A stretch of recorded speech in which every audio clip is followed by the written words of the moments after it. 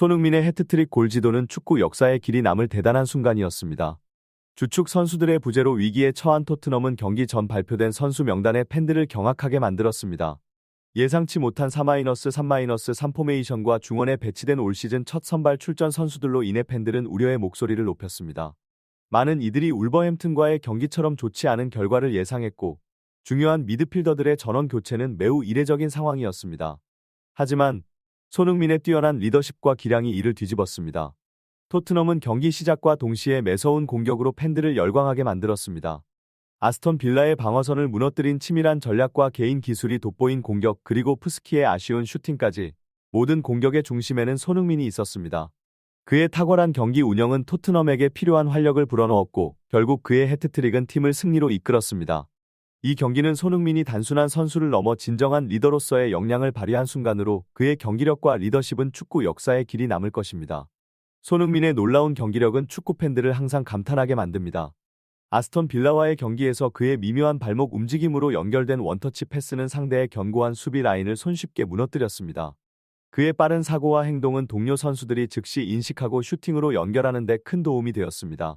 손흥민의 가벼운 몸놀림은 그가 겪은 강행군에도 불구하고 여전히 뛰어난 기량을 보여줬습니다. 이는 팀 전체의 조화롭고 유기적인 플레이에도 긍정적인 영향을 미쳤습니다. 경기의 하이라이트는 전반 12분에 있었습니다. 손흥민이 가속도를 이용해 아스톤 빌라의 수비를 돌파하는 장면이었죠. 페드로 포로가 그의 움직임을 파악하고 골키퍼를 속이는 완벽한 위치 선정으로 컷백 패스를 연결했습니다. 비록 이득점 시도는 오프사이드로 판정되어 무효가 되었지만 이는 아스톤 빌라 수비진에게 큰 압박을 주었습니다. 이후 상대팀은 실수를 범했고 손흥민의 영향력은 세트피스 상황에서도 드러났습니다. 로셀로의 리바운드 슈팅이 수비의 무릎에 맞고 방향이 바뀌면서 토트넘의 선제골로 이어졌습니다.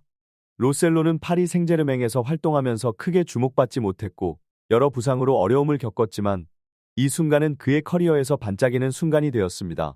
이 경기는 손흥민의 영향력과 팀 전체의 노력이 어우러진 멋진 경기였습니다. 로셀로의 토트넘에서의 여정은 실로 고난의 연속이었습니다. 부상으로 인해 그의 커리어 대부분을 회복에 할애해야 했고 팀 내에서 벤타쿠로와 비스마의 그림자에 가려 종종 백업 선수로만 출전하는 경우가 많았습니다. 그러나 그는 손흥민과 같은 팀 동료들과의 긍정적인 관계로 주목받았습니다. 특히 손흥민과의 호흡은 경기장에서 뚜렷하게 드러났습니다. 손흥민의 경기 운영 능력은 선제골 장면에서 빛을 발했습니다. 코너킥 상황에서 손흥민은 로셀로의 슈팅을 예측하고 골대 측면으로 이동하며 아스톤 빌라 수비진을 혼란에 빠뜨렸고 이로 인해 로셀로에게 슈팅 기회를 제공했습니다. 로셀로는 이 골을 손흥민과 함께 기뻐하며 그의 간접적인 기여를 인정하는 포옹으로 그 기쁨을 나눴습니다. 이후 로셀로는 손흥민의 공격을 적극적으로 지원했고 그들의 팀워크는 또 다른 멋진 골 기회를 만들어냈습니다. 손흥민이 왼쪽 측면에서 돌파를 준비하자 로셀로는 수비진의 주의를 분산시켜 손흥민에게 골키퍼와 1대1 상황을 만들어주었습니다. 손흥민의 가마차기 슛은 완벽했으나 안타깝게도 이 골은 취소되었습니다. 이러한 상황들은 로셀로가 토트넘 내에서 겪은 어려움에도 불구하고 그가 여전히 중요한 역할을 할 수 있다는 것을 보여줍니다.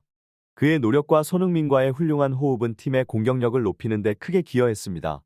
토트넘과 아스톤 빌라의 경기는 예기치 못한 판정들로 가득 찬 드라마틱한 경기였습니다. 첼시전에서의 상황과 유사하게 부심의 판정이 늦어지면서 손흥민의 득점 장면이 처음에는 주목받지 못했습니다. 이 장면은 곧 VAR 판독 요청으로 이어졌고 불행히도 손흥민의 슈팅은 득점으로 인정받지 못했습니다. 이러한 상황은 경기의 초반부에 이미 일어난 비슷한 사례와 겹치며 팀의 사기에 영향을 미쳤습니다. 손흥민은 경기에서 끊임없이 활약했으나 그의 노력은 또 다시 오프사이드 판정으로 인해 좌절되었습니다. 그의 두 번째 골 취소로 인해 토트넘 선수들의 사기는 크게 저하되었고 경기 초반 보여준 활발한 공격 전략은 점차 사라졌습니다. 전반 추가 시간에 아스톤 빌라의 역전골이 터지자 토트넘은 후반전에 반격을 시도했지만 아스톤 빌라 골키퍼의 선방에 막혀 추가 득점에 실패했습니다. 경기 막판에 손흥민은 또 다른 기회를 잡았습니다. 후반 80분경 그는 뛰어난 위치 선정으로 데들볼을 커버하며 세 번째 골을 넣었지만 이 골 또한 취소되었습니다. 이러한 연속된 골 취소로 인해 손흥민과 토트넘 선수들은 큰 실망감을 경험했습니다. 이 경기는 판정에 대한 논란과 손흥민의 끈질긴 노력 그리고 토트넘의 투지를 보여주는 상징적인 순간으로 남게 되었습니다. 토트넘과 첼시 간의 경기는 축구 역사상 드문 해트트릭과 동시에 골 취소의 상황으로 기록되었습니다. 이러한 이례적인 사건은 심지어 평소에 감정을 드러내지 않는 포스테코글루 감독조차 분노하게 만들었습니다. 이 상황은 말 그대로 믿을 수 없는 정도로 혼란스러웠습니다. 첼시전 이후로 토트넘에 대한 압박이 지속되는 듯한 인상을 주었고, 이는 축구 전문가들과 팬들 사이에서도 논란의 여지가 있었습니다. 스카이 스포츠의 보도에 따르면 영국의 축구 전문가들은 비디오 판독의 도입이 부분적인 성공을 거두었다고 평가하면서도 해당 시스템의 개선이 필요하다고 인식하고 있습니다. 축구 팬들을 대상으로 한 설문조사에서는 프리미어리그에서의 비디오 판독 시스템의 효과에 대해 의문을 제기했으며 응답자 중 단 4%만이 시스템이 잘 작동하고 있다고 생각하는 것으로 나타났습니다. 실제로 이 시즌의 비디오 판독의 일관성에 대한 논란이 지속되고 있습니다. 영국 심판기구에 따르면 화면에 표시되지 않는 리뷰를 포함해 평균적으로 한 시즌당 약 1,600건의 비디오 판독이 사용되고 있으며 이 중 약 1/5의 판정이 변경되었습니다. 소요 시간은 평균 80초로 이는 경기 흐름에 심각한 영향을 미치는 것으로 나타났습니다. 이러한 상황은 비디오 판독 시스템에 대한 전반적인 재검토와 개선의 필요성을 시사하고 있습니다. 최근의 프리미어리그 경기들, 특히 첼시와의 경기 이후 비디오 판독 시스템에 의한 결정들은 많은 논란을 불러일으켰습니다. 이 중에서도 토트넘의 손흥민은 가장 큰 영향을 받은 선수 중 하나로 꼽힙니다. 심판들이 비디오 판독에 지나치게 의존하면서 현장 판정의 정확성이 떨어지고 있으며 이로 인해 경기의 흐름이 방해받고 있다는 비판이 제기되고 있습니다. 아스톤 빌라와의 경기에서 손흥민의 골이 3차례나 취소된 것은 이러한 문제점을 드러내는 사례로 이 중 일부는 심판의 재량으로 골로 인정될 수 있었습니다. 특히 오프사이드와 페널티킥 판정에서의 비디오 판독은 성공적이라고 볼 수 없었으며 심판의 그라운드 경험을 더 중시하고 팬들이 납득할 수 있는 시스템을 구축해야 한다는 주장이 제기되었습니다. 토트넘의 최근 경기들에서의 불만족스러운 판정으로 인해 팀의 성적이 급격히 하락하자 팬들과 일부 전문가들은 이에 대한 집단적인 행동을 예고하고 있습니다.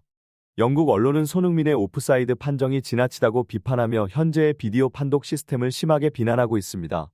아스톤 빌라와의 경기에서 손흥민이 해트트릭을 달성했음에도 불구하고 이러한 판정으로 인해 팀의 승리가 무산되었다는 것이 이들의 주장입니다. 다른 영국 매체들도 비디오 판독 시스템이 경기의 질을 저하시키고 있다고 지적하며 이 시스템이 경기의 파괴자임을 강조하고 있습니다.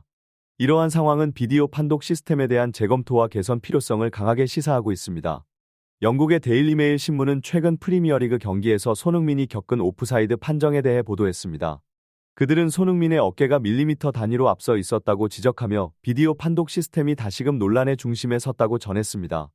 또한 영국의 베팅업체 패디파워는 손흥민의 오프사이드 판정이 그의 속눈썹 때문이라며 이를 풍자했습니다. 이러한 보도와 반응은 비디오 판독 시스템에 대한 현재의 불만과 논란을 잘 드러냅니다. 오프사이드 규정에 따르면 패스가 출발하기 직전 선수의 위치가 상대방 최종 수비수보다 뒤에 있어야 합니다. 그러나 최근 손흥민의 경우처럼 발끝이 1.6cm 앞서 있다는 이유로 골이 취소되는 것은 전례가 없는 일입니다.